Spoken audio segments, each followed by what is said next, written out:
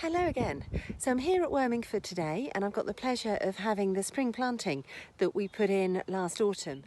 Now it's important to ensure that you're keeping your bulbs dead-headed as much as possible.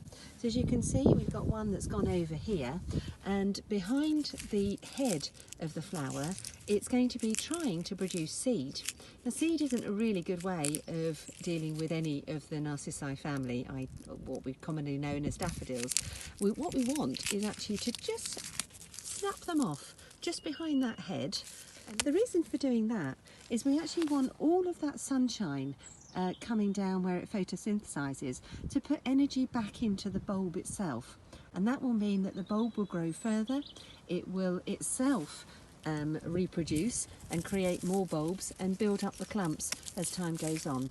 So it's a very simple job to do, just to keep on top of any that are going over.